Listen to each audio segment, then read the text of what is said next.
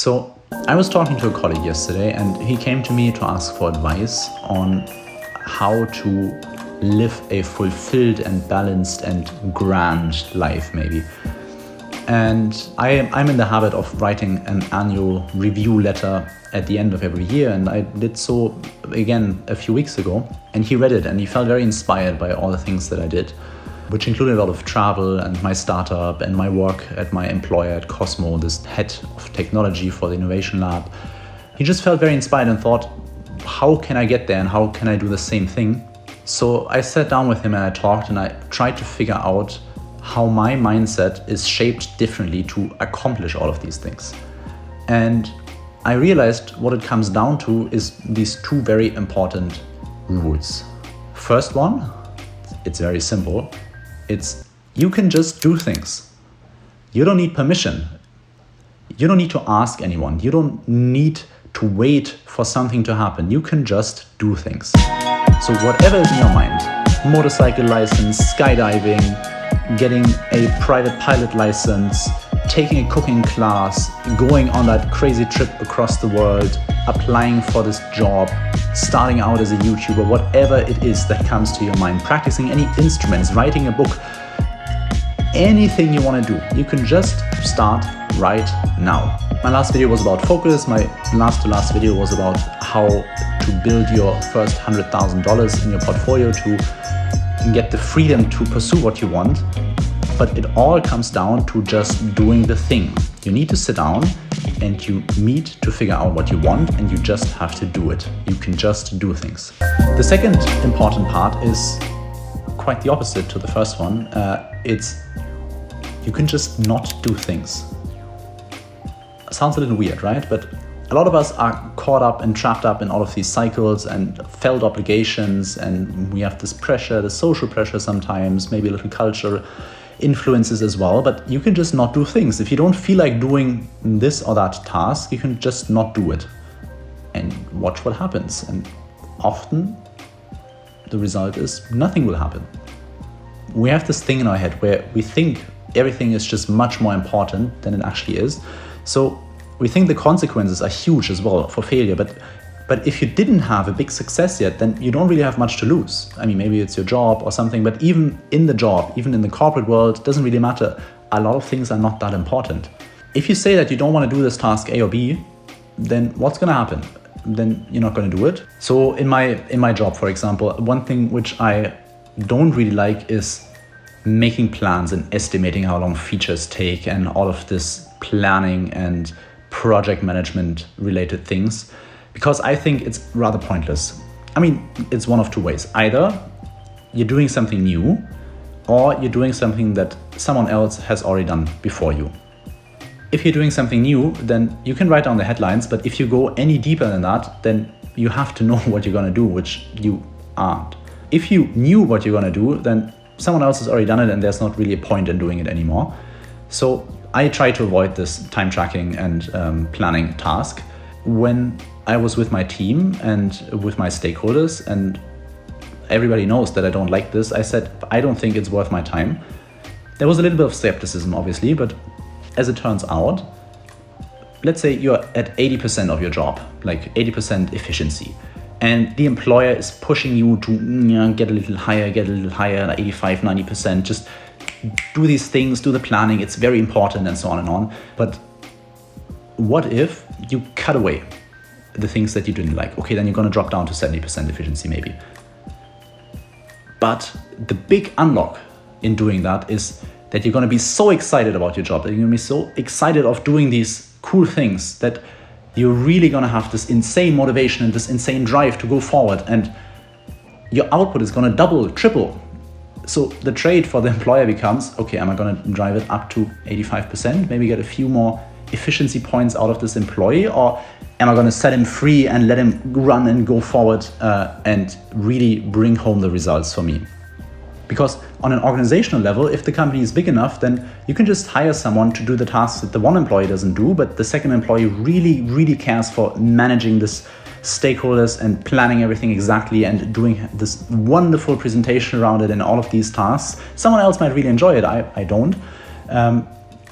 But if you're going to get 2x, 3x the output of this one employee by cutting away the annoying part, and then for the other employee, he or she might not like doing all of this crazy architectural work or this big picture planning, but break it down to all the smaller parts, then that person's also going to deliver and do like 2x output. And as a combination, you get 2 employees for the price of 2 employees, but you get like 5 or 6 times the output. And that's a really, really good deal. But unfortunately, a lot of employers are not really conscious about that. So if you want to go that approach, then you're going to have to prepare and start educating your employer that this way is going to be more efficient. If they're hesitant, then you can suggest maybe making a deal where you say, okay, let's try it for a trial period. If it doesn't happen, then we go back to the old ways. Or you cut my pay by 80% and then we define these goals 1, 2, 3, 4. And if I complete them, then you're going to double my salary because I will have brought so much more output and gain to your company. But eventually, I mean, this is the ground truth, you know, if you bring more output, the company will be more successful. So over time, with enough persistence, you can convince anyone that this is the right thing. Anyone, I'm going to have to add a little asterisk that there's about 15% of people who will not ever be convinced of anything. So if that person is in front of you, then just leave and go somewhere else. There's plenty of fish in the sea. And by fish, I mean jobs or opportunities in general. So this whole concept can be summarized by this wonderful, wonderful term. It's called via negativa, like that's Latin for doing it by removing things. And I first learned about it in this book by this amazing, amazing author called Nassim Taleb in his book Anti-Fragile. Actually, let me get it. Here, that is, like, it's a big book. Like, it's very, and the writing is like super small, so it's going to take forever. But it's an incredible book. Like all of Taleb's work, at least the popular style, not the technical books, I've read a few times each. And it's been a really, really big guide in my journey and it has really shaped my thinking. So via negativa means if you're going to cut out some things which are unimportant, you're going to make room to grow the things that are important and that are going to have an impact. There's a few examples around this idea, and I think the most fundamental example, I guess, would be in gardening or in nature and growth. And like in spring, when everything starts coming back alive, you hire a gardener or you do it yourself and you go to your trees and you're going to cut out all of these little branches and these little pieces of wood that are not going to grow into these strong branches and going to give support for a long time for the future of the tree. So you're removing things to make the rest stronger, to make the whole system stronger. That's via negativa. The second example, it's a little more modern, is WhatsApp is an extremely popular app on the planet. Maybe not so much in the US, but the rest of the world functions on WhatsApp and they have a few billion users, so like a very, very significant fraction of the world's population. And they are very famous for staying very lean in their product development. What does that mean? They decided to only focus on the main thing. They didn't want to be this video app. They didn't want to add social features. They didn't want to have this sharing thing. They didn't want to have all these fancy gimmicks. So they just focused on how can I do the best messaging experience possible. So by the time they were sold to Facebook for like $19 billion US dollars, they had like 20 engineers, small staff, less than 100. So this per employee valuation was insanely high. And that's, among other things, obviously, the reason because they focused on the main thing. They cut away all the unimportant stuff via negativa. The last way to frame this subject of not doing things is through focus. It's something that is really on my mind a lot lately, as you can notice in all the video subjects. There's this anecdote from Steve Jobs who defined focus as the size of the opportunity you're saying no to do the main thing. When you think about focusing, right, you think, well, focusing is saying yes, no. Focusing is about saying no. So you're not really focused in his words and in his world if you're not constantly saying no to something that you really, really, really want to do and it's going to have this insane financial payoff and blah, blah, blah, and all of these things. So he had this habit at Apple for his key employees that he worked with on a regular basis that he would ask, so today, what did he say no to? And there's these wonderful stories from these employees who they're sitting down in the morning, I need to come up with something I said no to, and I'm gonna have to figure something out. And then Steve comes in and asks, so what did you say no to? Yeah, today I decided not to do this and this thing. Bullshit, this is a lie. You never really wanted to do this in the first place. And I mean, that's such a funny story, because Steve was really, really focused on just doing the main thing and getting his entire organization to just do the main thing that's important and where the focus needs to go.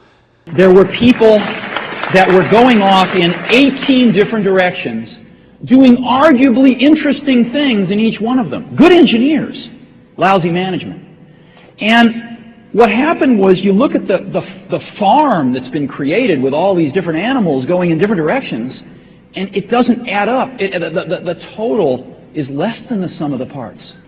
You can see that in his strategy. He told later on in his life that he first came up with the idea of the iPad.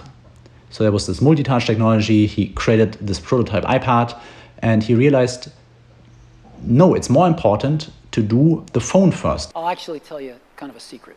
I actually started on the tablet first. This was in the early 90s. I mean, early 2000s. Yeah. Now, we were thinking about building a phone at that time. And when I saw the rubber band inertial scrolling and a few of the other things, I thought, my God, we can build a phone out of this. And I put the tablet project on the shelf because the phone was more important. And we went and took the next several years and did the iPhone. So he put the iPad on the shelf and he started working on the iPhone. And then he released the iPhone, and then that had huge success, obviously. And only a few years later, he got back the iPad, which is like a scaled up version of the iPhone, I guess, and started working on that. He knew what he needs to say no to. And the iPad was the thing that Steve Jobs liked much, much more than the iPhone. So he said no to that for years and years, to first do the iPhone, which is more important. And then later on, when the time was right, he did the iPad. So what happens if you decide to do things that you want to do and decide to not do the things that you not want to do and to focus on what is really important? What's going to happen is you're going to gain a lot of efficiency. You're going to get really good at saying no. You're going to get really good at only doing the tasks at hand. I mean, you can check out my last video about focus and breaking down your goals into smaller and smaller sub-goals and tasks. And you're going to have the power to just focus on the daily practice and the daily improvements. I realized a longer time ago that the only really important thing, I mean, apart from being happy and blah, blah, blah, and all that shit, in the pursuit of your goals is how fast you're going to iterate. Like, what's the latency in your iteration loop? If it's very short, if it's a day, if it's every other day, a day is better, obviously, then you're really going to get where you want to go. If it takes you weeks or months to learn one lesson, then you're going to really be slowed down. So focus on your iteration speed. Focus on saying no to what is not important. Focus on saying no to the things that seduce you. And start by doing the things that you want to do. That, in obviously a much longer form, is the advice that I gave to my colleague. And it was obviously not my own doing. It was the result of the conversation we had together. But I thought it might be like a good direction to point you all in if you're struggling with the same thing and you're struggling with pursuing your goals and knowing where to go. So cut out the things, do what's important, practice every day, and you're going to get where you want to go. So anyways, that was my thoughts around focus and your paths and goals. And it's something that's really top of mind for me lately, as you can notice. And if you're new here, I'm on a quest to figure out my own journey and to see where my life is going to take me and to be open and curious and connected. And I'm going to share a lot with you on this channel and share what I learned and where my focus is going. So if that tickles your curiosity, then please subscribe and maybe even reach out. I'm very excited to meet all of you interesting people. So if you just subscribe, then I will see you in the next one, and take care. Bye-bye.